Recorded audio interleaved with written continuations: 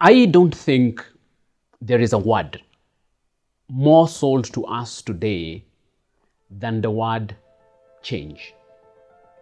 It is touted everywhere, from political rostrums, from pulpits, in boardrooms, in offices, on dinner tables, in pitches and playgrounds, and even in the streets.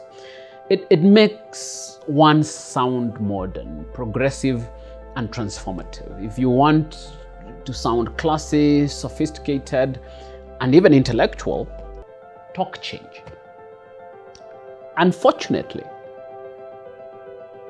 like its use in the political arena, change is probably one of the most bastardized words in social use today. The idea of change appeals to us intellectually, but the fact of changing scares us stiff. Change is a simple word until you are required to do it. The most natural reaction to the requirements to change is resistance. The question is, the matter arising, why is change such a desirable and enticing idea and yet so difficult to achieve in reality? Welcome. This is Matters Arising.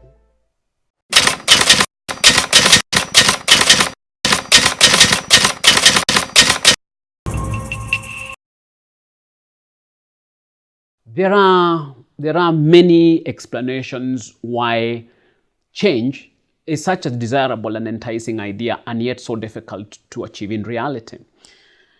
The explanations range from the psychological to the neurological to the hormonal to the biological to the evolutionary, behavioral to the cultural to the religious and so on and so forth.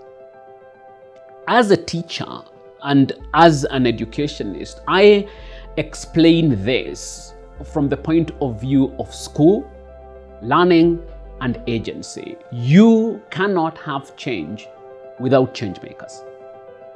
Change must have agency. Unfortunately, we do not grow up and learn in a society that encourages change or that even lets us or even requires us to be change makers. We are born into families that teach us to be good boys and girls, teach us conformity, and later we are introduced to religion and school that expect conformity. We are born naturally curious, creative, and explorative. And those who have had school-going children will confirm that by the time a child is starting school, they are naturally curious, explorative, and full of questions.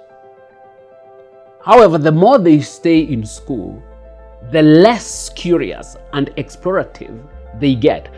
And soon, they stop asking questions altogether. School beats questioning out of us.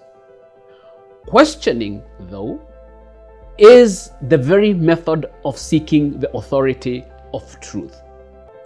Questioning lays the basis for change, but it is a method that threatens authority in school. Children, therefore, quickly learn that to survive the authority of school, they have to stop asking questions. School forces us to abandon the authority of truth in order to accept its authority as truth. We need to ask ourselves, if change needs agency, then who are the change makers? What do they look like? Do they look like us when we are coming out of school? Conformists, nice boys and girls who have learned not to question, learned to patiently and quietly stand in line to say yes, to obey authority, and to accept, respect, work with, and be liked by the status quo? Change makers, people who would force change, do not look anything like that. They are not nice boys and girls. And this explains why, with so many nice boys and girls around, so much talk of change brings so little actual change. Rob Siltanen does an ode to the change makers, the not so nice boys and girls, when he says, here's to the crazy ones, the misfits, the rebels, the troublemakers, the round pegs in the square holes, the ones who see things differently. They are not fond of rules and they have no respect for the status quo. You can quote them, disagree with them, glorify or vilify them. About the only thing you can do is ignore them, because they change things. They push the human race forward, and while some may see them as the crazy ones, we see genius. Because the people who are crazy enough to think they can change the world are the ones who do. There is nothing in this quotation that would survive school. If you are anything close to Siltanen's description, you couldn't survive our school system. That you survived means you are a nice boy or girl, that they beat the crap out of you to make you conform, rewarded you for conforming, and punished you heavily for not conforming. By the time you left school, you had been given a template, parameters, and boundaries of how to work. And more importantly, a meek and obedient heart to stay the course, to continue being a good girl and a good boy. You still go to the same church or one that is more entertaining, take your children to the same schools or ones that have reduced conformity to a science, and probably have or want a family just like the one that you grew up in to nurture the next generation of good boys and good girls just like you. And you're talking about change. Some even go as far as talking about innovation and transformation. Seriously? Change doesn't come from good, conformist, be nice and obey the rules boys and girls. It comes from the Siltanenian misfits, the rebels of our time, the ones we call crazy, the troublemakers, the ones that school couldn't contain. It comes from the round pegs in the square holes, the ones who see things differently, the ones who cannot stand your mundane rules of social propriety and decorum, the ones who will not hesitate to give the finger to your rules, the ones who disdain the status quo that you so much respect and want to be part of. The success of our school system means that the Siltanenian misfits are few and far between. They are rare. If and when they exist, they must be allowed to be. The hope of a society in dire need of change, yet full of emasculated nice boys and girls, lies entirely on the Siltanenian misfits, the rebels and the troublemakers. If you somehow resisted the smoothering of society and you're still a rebel, a misfit, that engine that will spark change, stay that way. You are a rare gem in a world of conformists, a world full of nice boys and girls. What more? You have a unique mission. A mission that only you can fulfill, a path that only you can walk. And it is this: the dismantling of unjust and hegemonic social structures, be they political, cultural, social, religious, financial, legal, or otherwise. Your mission is well put by a renowned American linguist and socio-critic and political activist called Noam Chomsky, when he says, I think it only makes sense to seek out and identify structures of authority, hierarchy, and domination in every aspect of life and to challenge them. Unless a justification for them can be given, they are illegitimate and should be dismantled to increase the scope of human freedom. Simply put, your mission is to seek and destroy, to change things. But there is a huge price to pay for taking this path. And that price is aloneness. You will have to take it alone.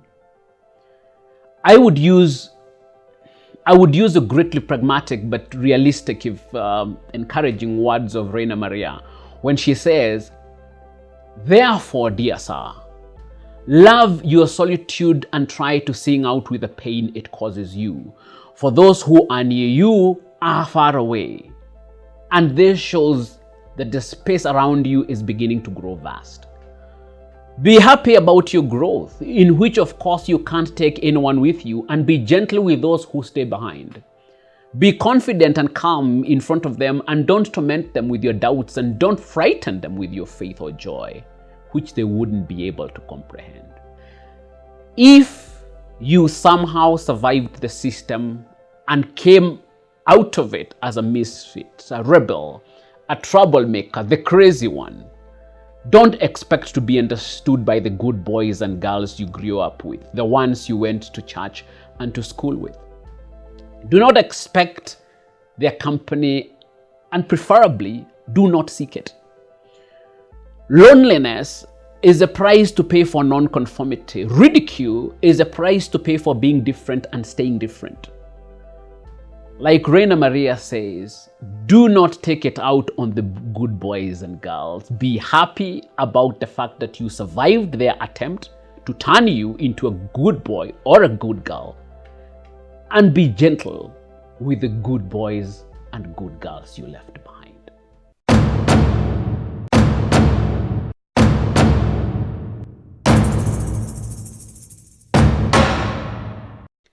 We talk change, we crave change, we preach change, we shout change from the rooftops. Yet, however desirable, it seems elusive, unreachable, unattainable. And we wonder why. Change cannot happen without agency. It must be caused. Those who would cause change are called change makers. And change makers are misfits, rebels, troublemakers, who see things differently, who do not respect the rules, who are crazy enough to think that they can change the world. Unfortunately, we don't spend our youth being this. We spend it being taught how to be good boys and girls, how to respect authority, to accept, and hopefully to be liked and favored by the status quo. Then we ask for change. It won't happen. Change is caused by misfits, rebels, troublemakers, guys who have no respect for rules and regulations. We have created learning institutions that kill the natural curiosity and exploration of our youth to turn natural genius of rebels and misfits into good boys and good girls, conformists, yes men and yes women, who fear change and ridicule change makers. Then we ask for change. It will not happen because good boys and girls never changed the world. For Matters Arising, I am Professor Wainaina.